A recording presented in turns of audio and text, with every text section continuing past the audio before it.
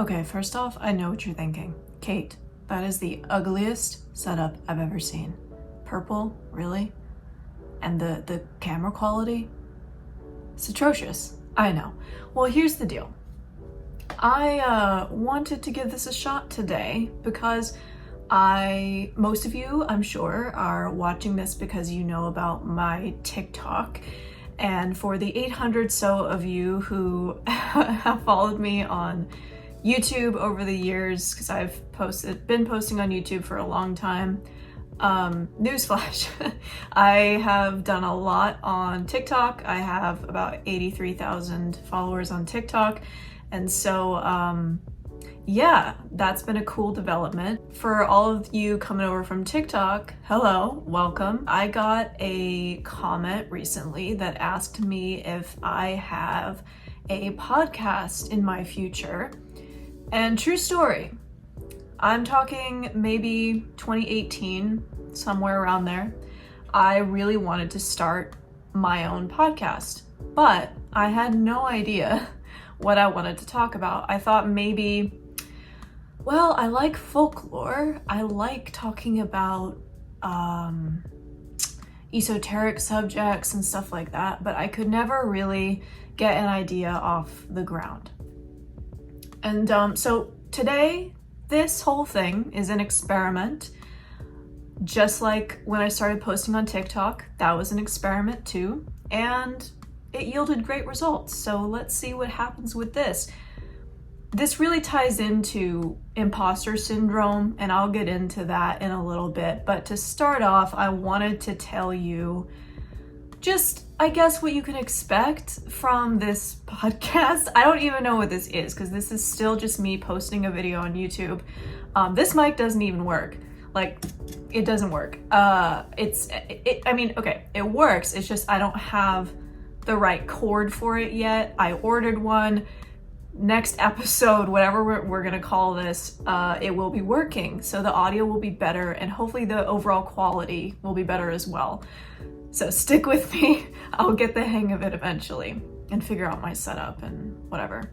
I am a very chaotic person. I have a lot of interests. And back when I started TikTok, that was kind of the main thing that I was really confused and unsure about because I didn't know what to talk about. I just knew I wanted to start posting more. And it's kind of a weird dichotomy because I have so much to say and I have so many interests, but when it comes to actually making the content and putting it out there, I kind of get like deer in headlights. I feel very deer in headlights right now making this video because for some reason, when I post on YouTube, I get tongue-tied. I don't know why. TikTok is different, but we'll get into that also as well. My working idea right now is that I'm going to be talking about whatever I want, basically. And people can submit topics to me if, various topics they would like me to talk about. But the main ones for me, I really love reaction, commentary content. It's really fun for me to just look at the craziness that is this world that we live in and comment on it and talk about it. Because I have a lot of opinions and I always want to have a sense of harmony with people. I don't ever want to ruffle people's feathers if I can help it. But so I might do some commentary. I really love esoteric subjects like whether that's divination. I love astrology. I am becoming a certified Hellenistic astrologer. And that's going to be one of the topics we get into today. Books, movies, my own book, which I am almost finished with. So there will be lots of exciting updates on that. I will probably do an entire episode dedicated to how I wrote the book and what all went into that. It was a long process. I've been working on it for a year at this point. I'm at 70,000 words right now. My goal is 100,000 words, and my goal is to have draft 1 done by February. So we shall see. That's going to be a topic. news, maybe some politics. I'm very passionate about women's autonomy, and this whole thing with Roe versus Wade really pissed me off, and that was kind of the catalyst that threw me into posting on TikTok in the first place. So that's gonna probably play a role in this. And then maybe some fun things too, like stories about folklore, like I said earlier, or I don't know, it's gonna be a little bit of whatever I feel like. I still don't really have a concrete game plan, but we'll get there eventually. And I'm sure with suggestions from you and from my own brain that eventually I will work it out. But today, what I wanted to talk about was this sort of imposter syndrome and what that's been like for me over the past, especially the last year, but few years, because I've been posting on YouTube since 2013, I think. And then I'm also going to talk about this crazy transit that I've been going through, so some astrological content. And then just talk about what my experience with TikTok has been so far. And then at the end, you know, we'll do some wrap up stuff and you guys can submit stuff you want me to talk about and it'll be great. So first, what I want to say with, we're going to start with the transit that I've been going through, because the last,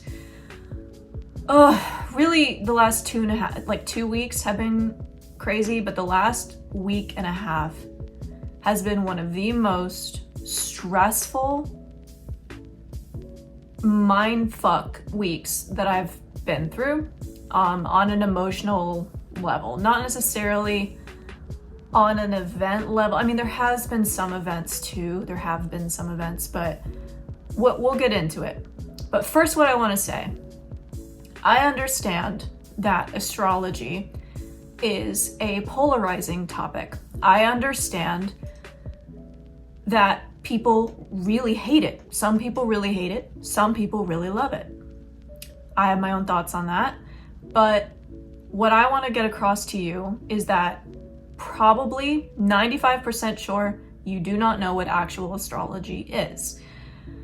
People these days, what they think that astrology is 12 personalities, and that's it. And men in particular seem to really hate it because women may have used astrology as a way to reject them or, you know, come to conclusions about their character.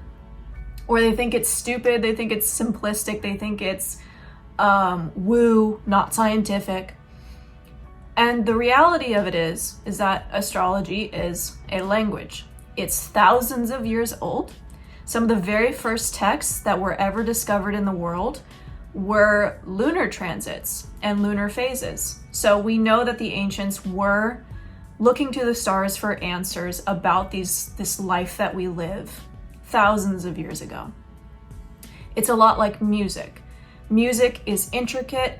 It has its own structures, notes, theory. Astrology is exactly the same. So my challenge for you is to come into this topic, if you know nothing about it, or if you think it's stupid and not worth your time, I challenge you to have an open mind and hear what I have to say about it and hear the way that I talk about it. Because what I'm not going to do is take the astrological wheel, the 12 personalities, which they're not personalities.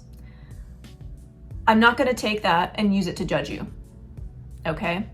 Because the signs are actually nothing at all. Like, they are temples for the planets. The planets dictate everything. And really what an astrological wheel is a way of understanding our lives. The moment that we are born, a chart is cast for us. There are 12 houses. The ascendant is more you than your sun sign. I know, you know, when people say, oh, I am an Aquarius, what they're saying is their sun sign is in Aquarius. They're not just an Aquarius. There's a lot more that goes into it than that. There's the moon sign, there's the ascendant, there's There's 7 traditional planets that you use, and it is very detailed and very in-depth. And the chart explains the life karma, everybody you know, instances that you run into, yourself, and pretty much everything. It is your life in a chart. And you need somebody who's experienced and knows what they're talking about in order to approach the chart.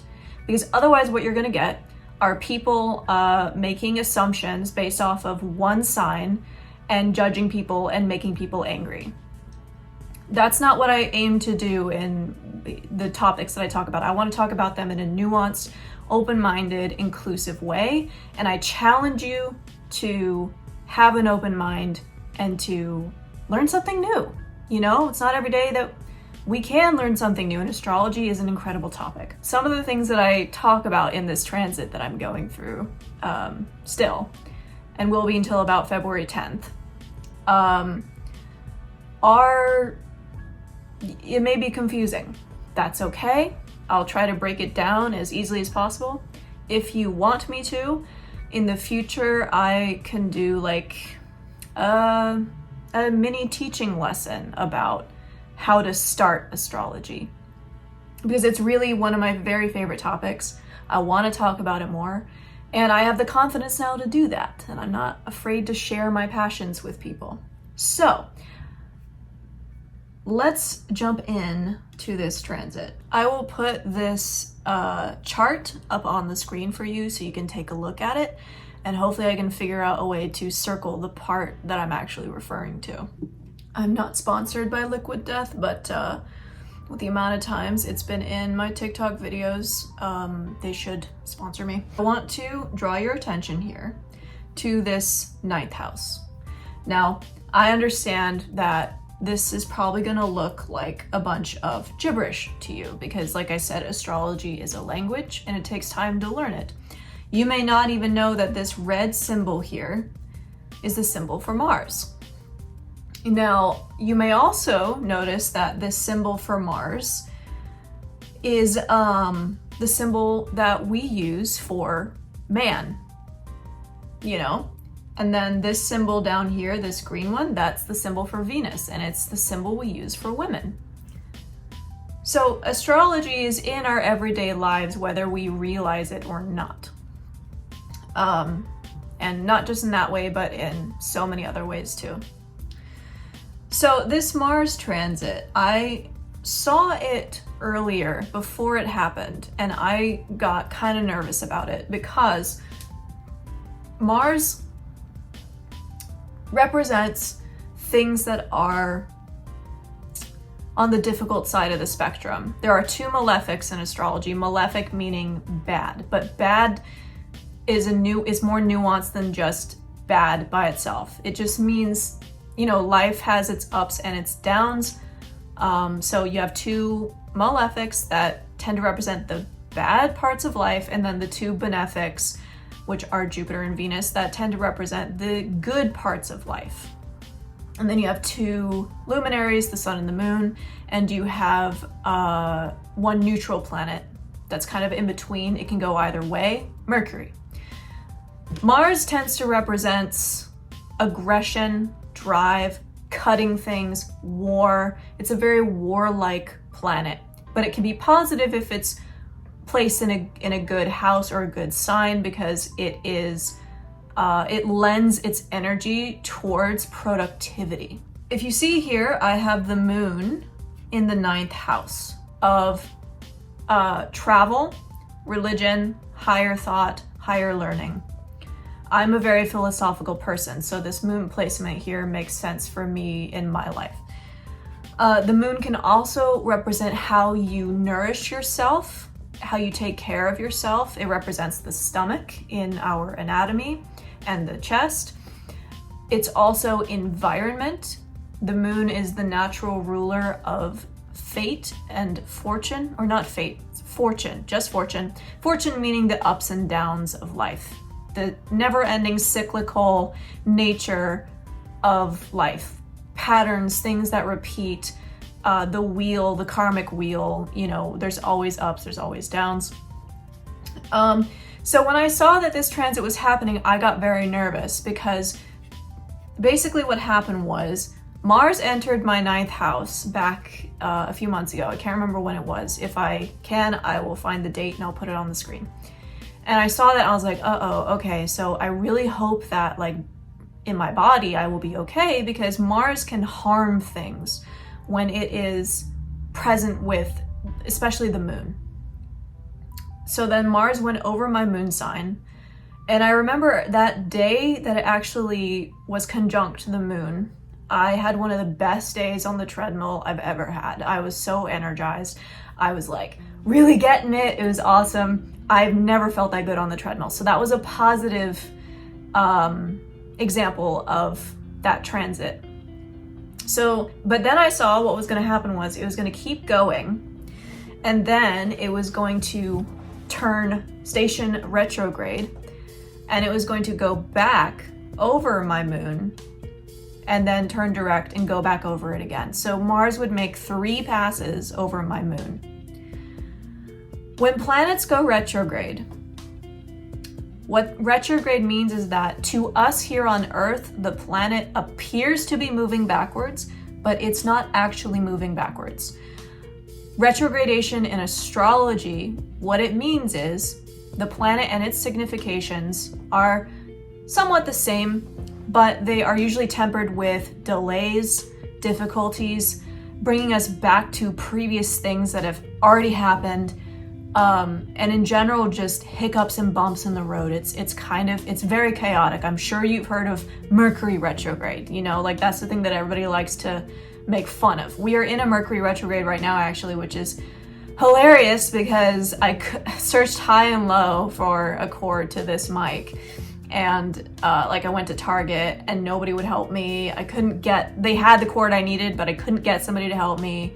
So I just came home and ordered it. So it's like Mercury retrograde oftentimes really screws with electronics. And so it's funny that happened today. So Mars retrograde, it kind of scared me a little bit. I was like, uh-oh, okay, I wonder what's going to happen. Sometimes certain transits, have little to no effect at all. Like they can be, like I said, when it passed over my moon that first time, it was just very productive on the treadmill, and I had the best run I've ever had. That was a really positive example. Or, transits can just be ideas that you have. It doesn't have to be these big life-altering things. But oh my God, when Mars got close to my moon again, things really started, shit hit the fan, basically. It's important to say that when a planet is within 3 degrees of a natal placement, natal just means placements in your birth chart, like the moon is my natal moon placement. That's when you can feel the effects of a transit more than any other time. And so in either direction. So I would feel this Mars transit the most at around 6 degrees to 12 degrees of Gemini. I also forgot to mention this earlier, but it's really important to say. Transits do not cause anything. They mirror our experience. That's very important to say that, because a lot of reasons that people think astrology is stupid is because they're like, you're really dumb if you think that Saturn's position in the sky has any effect on you here on Earth. No, that's not what that is. It's just reflecting the experience that you have. That's it. It's a mirror. Okay? I hope that makes sense.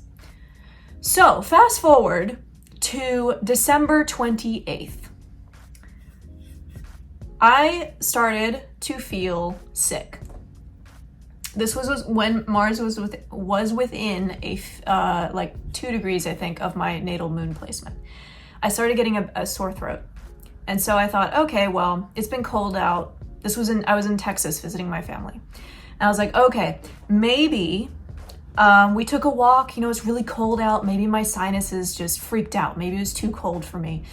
And so I thought, maybe I just have postnasal drip. All right, I'm gonna go to bed and then tomorrow it'll be gone. Wrong. When I woke up in the morning, the back of my throat, the best way that I can explain it is that it felt like a wad of bandages. Like, it was very uncomfortable. And I just felt tired. I didn't feel good. My heart rate was a little elevated. And that was, I misspoke. It was December 25th that I woke up and felt bad. The symptoms started the 24th, and I woke up on the 25th feeling like that. And that was Christmas. So I went upstairs and I just kind of sat there, and my voice was kind of scratchy and I didn't feel well, and we were supposed to have company that night. And I remember sitting there and I was like, you know what? This feels a lot like when I had COVID. Because I had COVID in June. So I started to freak out because I have something called health anxiety. I get very, very, very anxious about health-related matters. That could be a topic for an entirely different episode, but I started to get anxious, so I was like, this feels like COVID. I want to go get some tests. So that night, when we had company over, I went to the store, picked up some tests. I ripped out everything in from the package. While I was still in the car, I took the test, and by the time I got home, it was negative. So I was like, okay, well then I guess this is just some weird head cold, or maybe it's from walking outside. And that's really the thing that's frustrating about the times that we live in, right? Is that we don't know anymore. It's really, there's so many things going around, and it's so difficult to diagnose that, like the COVID that I had this time around, I didn't test positive until way later. Whereas the first time I had it, I tested positive the second day I had symptoms. So COVID is a tricky, I liken COVID to like a gremlin, you know? I think COVID's very tricksy, likes to play with you. You know, one day you'll be feeling great, you'll be feeling normal, and then all of a sudden you feel like you've been hit by a truck, basically. So back to the transit. That's when I started to feel sick, was when Mars was within 2 degrees of my natal moon sign. And so I was aware of the transit, and I was like, oh, okay, I wonder how long this is gonna last. But because the test was negative, I was like, okay, I guess I don't have COVID. The next day, I still felt like garbage. My heart rate was elevated. I was tired. I just felt, like I don't know how else to explain it other than that. And then the very next day was when I was scheduled to come back here to Los Angeles. I was flying on Southwest, which that alone should tell you what was in store for me. My flight was at 10:50 p.m. and I remember sitting on my bed after I was all packed and everything. This was around maybe 2 p.m. and I remember sitting there and I was so stressed out. My heart rate was elevated. I didn't feel well. I couldn't imagine how I was going to get through the rest of that day, because my mom had wanted to leave early to go to Dallas because we don't live near an airport, so it's about an hour and a half drive to an airport. She wanted to get dinner, return some stuff to Nordstrom, maybe do some shopping, and then I would go be on the plane and fly back. Well, as it so happens, there was a storm in Los Angeles, and so that made me more anxious. I hate flying in general. I get very, very scared. And originally I was flying back on the Boeing 737-800, but it was changed to the MAX 8. Now, if you know anything about what's been going on in aviation, you've probably heard of the MAX 8. 2 MAX 8s crashed soon after takeoff because of a faulty sensor reading called MCAS in their system, and it it sends erroneous readings saying that the plane is stalling when it's not, but the system pushes the nose down in the plane to keep the plane from stalling, even though it's not. It was completely erroneous, and it killed a couple hundred people 2 times. And so when I know that was a few years ago, but when I saw that I was going to be on that plane, I was like, I'm gonna die. Like I already felt like I was dying, and then I had to get on the Max 8, fly into a storm, and like, I know the statistics, okay? I know that, you know, flying's the safest way to travel, and they're not gonna fly into a storm unless it's absolute, like, they're gonna fly around it. I don't care. My mind says there's still a chance something will go wrong. And with this fucking transit, I thought, uh-oh, there's gonna be some kind of mechanical malfunction. Because Gemini, the sign that Mars is in, is a technological sign. It's about things like data, technology, stuff like that. So I was like, oh shit, okay, there's gonna be an issue with the plane. Or something. My mind was telling me all of the bad stuff. So, you know, all throughout the car ride, I didn't feel good. I kept like kind of going in and out of feeling, not like I was gonna faint, I just felt like I was fading out of my body. I don't know how else to explain it other than that. My heart rate was just, it was pounding in my chest. We got dinner. I ended up crying at dinner because I was just like, I don't want to feel, I'm getting emotional now talking about it, but I'm like, I don't want to feel this way anymore. I hate anxiety. I don't know what to do about it. And then there were other stressors too that I'm not going to get into right now. And then the flight was delayed. So, you know, in my mind, a lot of my anxiety is like, okay, we're gonna do this thing I don't want to do, but let's just do it. Let's get it over with so I don't have to deal with it anymore. But it was delayed, so I was like, oh my God, like it just made it so much worse. And so we just stayed at dinner and we were like, okay, what should we do? And then it was delayed again. And so we were sitting there and I was like, I have to get back to LA. I feel like if I can get back to LA, I will feel better and I can kind of just be in my own space and relax. And then it was delayed again. So I was trying to make the decision of whether I should stay in Texas or go back, because the reality was if I stayed in Texas, I probably would not have gotten a flight back until the new year. And even if I did get a flight back in the new year, the tickets on Southwest were like minimum like $800 to $1,000. So I was like, I'm in agony right now. I don't feel good, but I'm gonna just hope that this plane gets there safely. Because I legitimately thought something was gonna go wrong, because the day of this flight, Mars was exactly conjunct natal moon in the 9th house. And by the way, like I said earlier, the 9th house is travel. Mars is retrograde, delays. The plane was delayed multiple times. 9th house of travel. I was traveling that day. I was feeling like utter shit. The moon is the physical body and how you're feeling. It's in an air sign. Gemini is an air sign. There's 4 elements in the chart: earth, air, fire, and water. Gemini is air. So it's a very mental sign. And mentally, I was anguished. I was anxious. I was like, I feel like my body's gonna explode, basically. So all of this tracks so far. This flight was one of the worst flights I've ever been on. Before we took off, the people came on the intercom and they were like, yes, so we don't have a captain right now. That is why we are delayed, but he's been here for a few hours, and if we can find him, then we can get you out of here, no problem. So the captain finally shows up.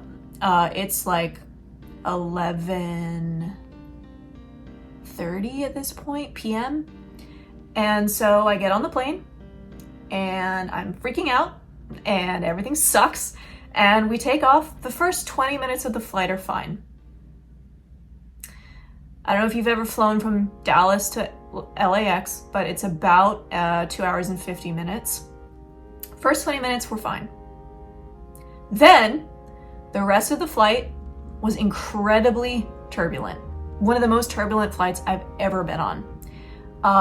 And the pilot, before we took off, he was like, oh, it's going to be a relatively easy flight. You know, like once we get to LA, that's when it's going to be a bit bumpy, but it should be very smooth all the way to LA. It fucking wasn't. It was so, oh my God. I was like, I was gripping the seat and I was just telling myself, you know what? Me being anxious and freaking out right now is not going to help anything. I don't have any control here. I kept trying to just drive that into my head. I have zero control here. I can't do anything. But that didn't stop my brain, my fight or flight response from kicking in a little bit.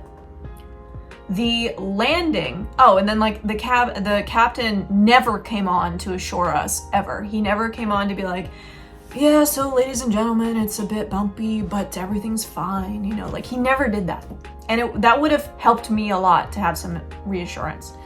And then the landing itself was incredibly smooth. So it was the opposite of what he said, basically. Mars also represents things like turbulence. So it's completely not surprising to me at all that it was a very turbulent flight. I'm just glad that, like when we landed, I couldn't believe it. I could not believe that we landed. I legitimately thought we were gonna die. And I know that that's silly, but that's what my mind was telling me.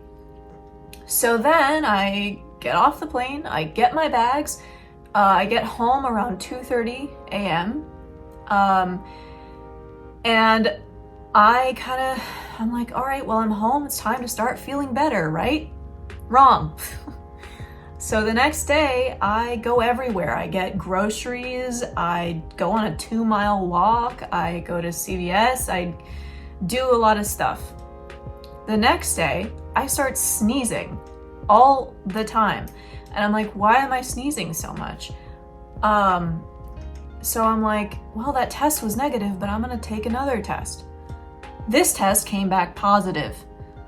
So I was like, shit, I was around so many people. I was around my family, but I felt fine. Like if I didn't take the test, I wouldn't really have known, I mean, duh, but like I wouldn't have known that I really had COVID because it was so mild. It was nothing compared to the COVID I had in June. And so that's when I started, because like I said, I have health anxiety, so I started to panic. I remember day before yesterday, I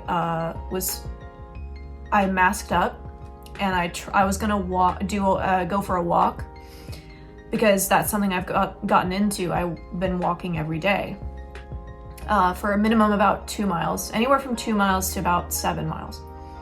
And I couldn't do it. I don't know if it was anxiety or something else, but my heart rate got up to 160 just walking. And I was like, that's not normal. I want to go home because I worry about my heart a lot. Again, health anxiety and history with that stuff. And so I started thinking that I needed to go to the ER. I started thinking that I needed to get checked out because I was like, I've never experienced this much stress before. Like, I don't know if I'm explaining it well enough, but the amount of stress was astronomical in the last week. And then I like stubbed my toe so bad that I thought I broke it. People were really aggressive with me in various situations. My friend blew up at me over absolutely nothing. It makes no sense. So I had an argument with her that just added to the stress. And so there was all of that. And then also Mars rules incisions and cuts and surgeries. My mom is getting a surgery. She's coming here to LA to get surgery for something. And the moon represents the mother. So Mars and the moon together in the 9th house of travel. Mother is traveling here to have surgery. So everything that I just said tracks out for this transit. I feel like I could write a dissertation on this one conjunction between transiting Mars and natal moon. because everything was there. Ninth house of travel, in an air sign, a mental sign. I was mentally freaking myself out and feeling very anxious. Retrogrades are restrictions going back to things that have already happened. I got COVID again the second time. The moon represents the body, so retrograding over the moon, it's like you're going back to something you've already experienced. I got COVID again. My flight was delayed. Again, retrograde delays things. I just felt awful. Fights, Mars, fights. Environment is chaotic. The moon represents the environment. And then when I look deeper at the, I'm gonna be wrapping this up soon a little bit. When I look deeper at the transit, when in astrology you say, look to the ruler of the house. So in this example, if you look at the ninth house is Gemini. Gemini is ruled by Mercury. Then you see where Mercury is in the chart to get more insight into the condition of the house that it rules, basically. So for me, Mercury is in the 5th house in Aquarius, conjunct Saturn. And that rules my 12th house of self-undoing. Okay, hope you're following me with that. So what this suggests is that this intense anxiety and this intense crazy environment in my body and in my immediate environment was so stressful that it caused extreme self-undoing in the form of anxiety and thinking I needed to go to the ER and all of these different things. So it was awful. It was terrible. And then to go one step further, you'll see that transiting Saturn here is conjunct the ruler of the 9th house. So what I interpreted this whole thing to be about is a karmic lesson that I need to get a hold on my health anxiety, on my anxiety in general, because I can't do this anymore. It's not fun. I shouldn't have to deal with this anymore. So I think something that's going to be very important to me moving forward in this new year is to maybe try EMDR, really just explore various options to help myself feel better, because probably a lot of this whole experience could have been made better if I just relaxed. I hope that I explained everything. I'm sure when I watch this back, I will be like, oh, I wish I said that. But that just gives a little taste of how pertinent a transit can be in the life. And this was, I can't even believe the last week. That's how crazy it's been. And I hope that this piqued your interest in astrology. I think that something I really would love to do moving forward is if people want to submit their birth info, I can pull up charts and talk about them and see if, we uncover some stuff together, or, talk about more things in my chart, more transits, because I think it's really fucking interesting, because you know what? You don't even have to like astrology, but it's still interesting, I don't know. That's just my 2 cents on it. Okay, now moving into the final topic for today, which is what my experience on TikTok has been like so far, and this sort of imposter syndrome that I have felt for many years. The 800 so of you who have been following me here on YouTube for a long time know that I barely ever post on YouTube. The best way that I can explain it is that when I sit down in front of a camera to record for YouTube, I get very sort of deer in headlights, kind of nervous, because I do better with short form content like on TikTok. Because on TikTok, all you have to do is sit down and record for less than 3 minutes. You can edit, add music, do everything in the app, and then you just put it out there. on YouTube, it's different because yes, I'm sitting down, and yes, I am essentially doing the same thing, but then I have to take this footage and I have to put it on my laptop, I have to edit it, I have to add in the music, I have to do the whole, what is it called? The section under the video. The bio, I don't know what it's called anymore. It's been so long. I have to put all this stuff in there. I have to go in and check all the analytic boxes and say if it's for children or for not for children.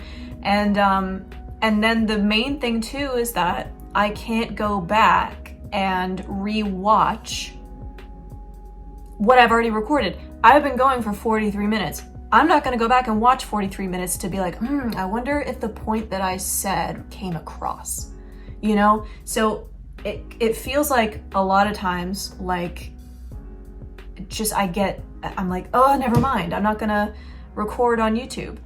TikTok has just been easier for me, and it's really bolstered my confidence because a lot of the issue too is that I unfortunately rely on feedback from other people and from people validating that they like what I say or that they, think that I had a good take on something.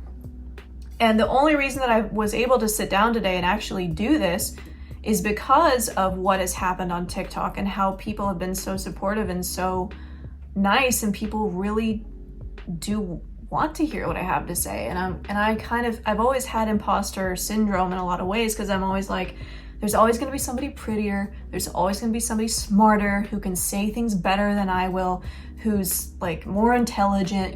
There's this laundry list of things that I keep myself from actually uploading a video like this, because I don't understand why anybody would want to listen to me anyway.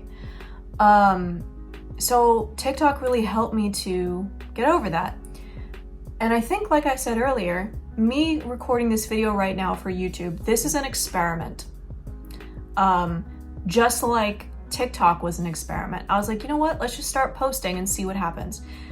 The difference with TikTok though was that at that time, two major things happened in my life that made me post more. One, I got COVID, and I was like, okay, I gotta go for this. My body took care of me. I'm more resilient than I think I am. And then Roe versus Wade was overturned, and that made me absolutely enraged. And I had nowhere to put that rage. So what I do is, when I don't know how to process something, or something makes me angry or sad, I always channel it into a creative project. So that's what I did on TikTok. And those gained traction. The very first viral video that I made was one about Brett Kavanaugh and how he thought that he was entitled to privacy in a public space at Morton's Steakhouse. And that video took me less than 2 minutes to make. It was kind of off the cuff, and it blew up. I'll never forget waking up that next day and seeing, oh my God, it's at 250,000 views. And I had a mini freak out because I'd never had that happen yet. And then now it's close to 1 million views. And I've had so many cool things happen because of that video and because of other videos that I've posted. But the beautiful thing about TikTok is that if you don't know what to talk about, if you don't know anything, all you have to do is start posting and see what people comment, or if they comment, and you can build that up. If people ask you questions on your videos, you can make a video responding to that question. And it just went from there. TikTok allowed me to be confused. It allowed me to not have the answers. And for me, I'm somebody who always wants to know the answers. In recent years, I've gotten more comfortable with understanding that I can't possibly know the answers to everything. And I've really embraced the chaos, But that was just so rewarding and wonderful. And what ended up happening was, the more that I posted and the more that people resonated with what I said, the more confidence I got, which eventually led me to making this video. and feeling like I have something to say, that people might want to listen to what I have to say, even though the imposter syndrome is still there. I'm still like, I don't know why anybody would want to listen to what I have to say, especially almost 50 minutes of me just talking. So this is an experiment. Like I said, I'm gonna keep posting on TikTok. If people like this, if they want me to talk about more topics, I would be happy to do that, because you know, this is much more relaxed. This is much more long form content. TikTok is not about long form content. I know there's that 10-minute option, but it's much more for just like, you know, making things quickly and then saying, you know, go check out my YouTube channel or go check out something else. And I've done so well on that app, much more than I ever thought possible. I gained 60,000 followers on there in like 2 months.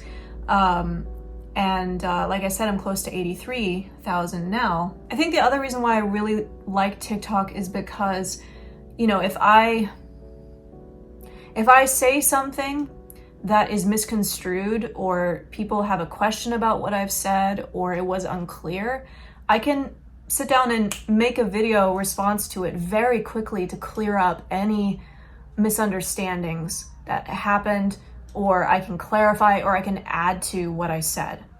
I can't do that on YouTube. So that's another reason why I've been hesitant, because like, even though I talked about that one transit thing, which I thought was interesting for a long time, I'm sure there's parts of it that people will be confused by, or they won't understand, or they'll be like, why would you even talk about this? Or like, that's something that I've really had to come to terms with in deciding to do this, is that I can't please everyone and I can't explain everything. I have to just have confidence in what I've said and put it out there. So what I'm going to wrap this up with now is just a little taste, if you will, of what's been going on TikTok. And you know, because I've had 4 or 5 viral TikToks at this point, and it's brought a lot of interesting challenges, a lot of interesting comments.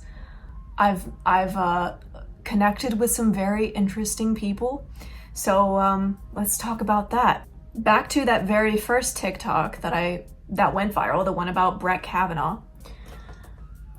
That one had a very interesting response because it was shared a lot. I had a friend of mine who had just moved to Norway have that TikTok show up on his For You page, and he was like, oh my God, that's Kate. And so just the reach that video had blew my mind. The fact that like, what are the odds of that my friend was scrolling on Norwegian TikTok, and then all of a sudden one of his oldest and closest friends, showed up on his feed. I mean, that was insane. And then I had this woman, Lisa, what's her name? She's a public figure, so I think it's okay if I mention this, and it's not like we talked about anything insane anyway. But Lisa D'Amato, she shared my video on her Instagram story, and she and I struck up a conversation and talked a little bit about the whole Roe versus Wade thing, and Brett Kavanaugh and the ridiculousness of the situation. And if you don't know who Lisa D'Amato is, I'm sure you've heard of America's Next Top Model. She was on one of the earlier seasons, and she was known as being like the wild child, like being the different person. Like, you know, she wasn't necessarily like a bad person or anything. She was just very avant-garde and different, and I guess people sort of reacted differently to that, or they thought she was like too much, or I don't know, whatever. But she didn't win, and then she came back for the All-Star season, and she won that season. And so now she kind of works in the entertainment industry, but I think she's also a model still, and as like a social media person. So it was absolutely insane to grow up watching her on America's Next Top Model, and then have her share my TikTok and message me about it, and like, oh my God, it's just so cool. And then I had a pitcher for the New York Mets like the video. I don't remember, I don't want to like say who it was because I don't know if that's okay, but I'll just say that it was a Major League Baseball pitcher for the New York Mets liked that video. I've had countless people reach out to me about working on projects. I've met the publisher of this one woman. I don't know if I'm allowed to talk about it, so I'm not going to, but say like specifically who it is, but the publisher of a major author, and how they really like the work that I do and how they might be interested in, you know, working with me in the future. And then I just had countless people tell me how much what I say and what I talk about and the way I talk about it, how much it means to them. And I've had so many people say that if they were to have a daughter, they want her to have me as a role model. They want her to grow up to be like me. And that just really was so touching to me, because I've spent so many years of my life not thinking I had anything to offer, or not thinking that anybody would think that I'm special, or that I don't know. It's just, it blows my mind still that there are almost 100,000 people on TikTok who like what I have to say. Now let's talk about the downside of it. I've had countless trolls and people say all kinds of nasty things to me. I remember one video I made was on the Constitution, and I was just making a joke, and they took it seriously and attacked me and started like reporting my stuff and just being very nasty. I had somebody actually say something along the lines of like, I hope if somebody finds you in public, they take care of you. And I was like, block. Like, the block button has been my best friend this year, because when you talk about women's rights or politics or men's actions when it comes to, you know, certain events that seem to happen to women all the time, and things like philosophy and astrology and, you know, whatever I damn well please, pretty much, that's gonna attract some people who hate you, who don't like what you have to say. And that's been very difficult to deal with. I'm a very sensitive person, but it has been rewarding too, because it's shown me that I do have the gumption to put up with those types of people.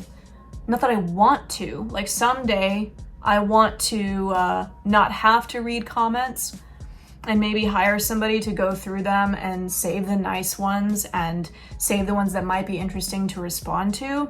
But not like, I don't know how much longer I would be able to take that part of it, of having to read every single comment. Because when I started TikTok, one of the biggest rules was to grow your channel, or whatever you would call it, profile on TikTok, is to respond to every single comment. Because that will generate more views, like they'll come back to the video to see what you said, and so it tricks the algorithm, not tricks, but it promotes the algorithm to say, oh, this person's popular because people keep coming back to the video. And it's the same, that's the most sweet thing about these dumbasses who come to my videos and want to like knock me down a few pegs, or, you know, want to call me stupid because I love esoteric subjects like astrology and tarot and whatever else. Or, you know, they're like, oh, Blondie's at it again, or whatever, you know, because I'm a woman, I guess. Or I don't know what the reasons are. There's so many. They don't realize that them coming to my profile and commenting on my videos just boosts my profile. Like, they don't get that. So I like to goad them quite a lot. I'll just be like, oh, thank you so much, you're spoiling me, thank you so much. And they're just like, what are you talking about? I'm like, stick to the point. Like, I asked you a question, like, oh my god, you can't even answer a question, have a proper debate. I'm just like, stop, you're so sweet. And yeah, I just keep going on that train, and they keep commenting, and they don't realize that they're just helping me. They hate me, but they're helping me. So it's just been really funny. Thankfully, I don't have a lot of people who are mean, who are trolls. You know, the vast majority of people are so kind and positive, and that's why I keep doing it, because TikTok really is the format that I love, because I either take a long time to create things, I need time to think them through, or it's just like, oh, I have this idea, I'm gonna put it out there. I love just putting ideas out there and making something and just seeing what happens with it, because that's just, it's so satisfying, because I have too many ideas going on in my head anyway, that when I can put one out into the ether, it's like I release one of them and I can like focus on other things. But again, because you can do everything in the app on TikTok, it's very easy to just do that. So it is my preferred way, my preferred social app.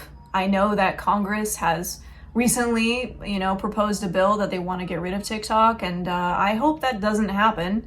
If it doesn't, well, great, fine, I guess. But free speech, right? Aren't we supposed to care about free speech? Or is that just a vehicle to say that, well, you just want certain forms of free speech? You just want your cronies and your buddies to have the ability to say what they want to say and have no repercussions, but you don't want to be made fun of. Elon Musk. Anyway, it's been an hour of recording. It's been fun. That's all I have for you today. Thank you so much for watching if you made it this far. I'm gonna figure out a way to get suggestions from you guys if this is something that you like. I